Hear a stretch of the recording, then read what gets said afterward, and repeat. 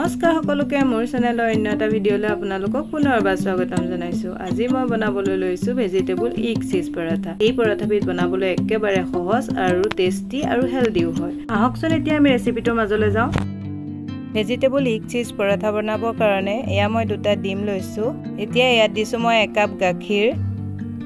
এতিয়া ডিম আৰু গাখীৰখিনি মই ধুনীয়াকৈ মিক্স কৰি লম।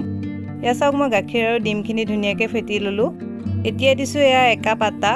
আপোনালোকে আটাৰ সলনি ময়দাও ব্যৱহাৰ কৰিব পাৰিব।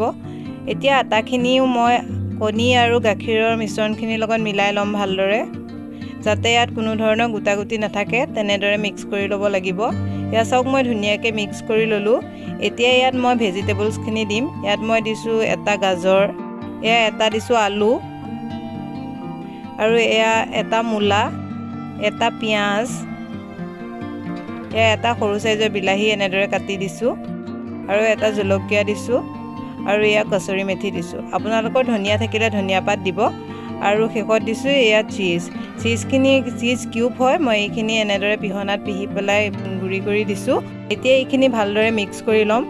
এবাৰ মিক্স কৰাৰ পিছত ইয়াত মই দি দিছো সোৱাদ অনুসৰি নিমখখিনি দিয়াৰ পিছত এইখিনি এতিয়া ভালদৰে মিলাই মিক্স কৰি ল'ব লাগিব। ইয়াত মই এতিয়া যিখিনি ভেজিটেবল দিলোঁ, আপোনালোকৰ ঘৰত যি ভেজিটেবল থাকে সকলো দিব পাৰিব।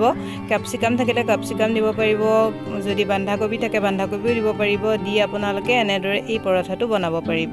এয়া মোৰ মিক্স কৰা হৈ গ'ল। আহক আমি এতিয়া পৰঠাটো বনোৱা আৰম্ভ কৰোঁ। ইফালে গেছত পেন এখন পাতি ভালদৰে গৰম হ'ব দিছোঁ, আৰু ইয়াত মই 1 চামুচ জোখৰ তেল দি দিছোঁ।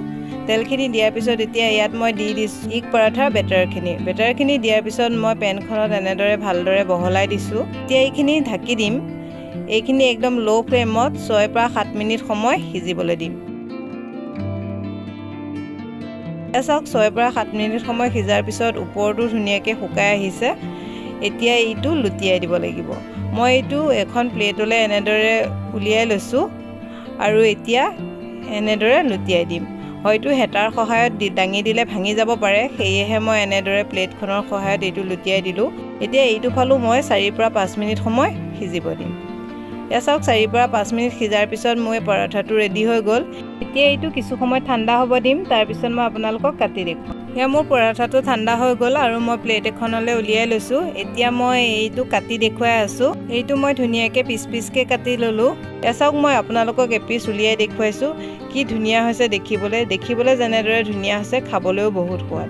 যদি আপোনালোকৰ ঘৰত সৰু ল'ৰা ছোৱালী আছে, তেওঁলোকে যদি চব্জি খাবলৈ বেয়া পায়, আপোনালোকে এনেদৰে এগ পৰাঠা বনাই এনেদৰে চব্জি ব্যৱহাৰ কৰি তেওঁলোকক খুৱাব পাৰিব। আৰু এইটো একদম হেলদি হয় আৰু টেষ্টিও হয়। আৰু আপোনাৰ শিশুটোক এনেদৰে বনাই টিফিনতো দিব পাৰিব। শেষত মোৰ আজি ৰেচিপিটো চাই কেনে পালে কমেণ্ট কৰি জনাবলৈ নাপাহৰিব। যদি ভাল পালে লাইক আৰু শ্বেয়াৰ কৰি দিব। আকৌ লগ পাম নতুন এটা ৰেচিপি ভিডিঅ'ৰ সৈতে। আজিলৈ বাই বাই।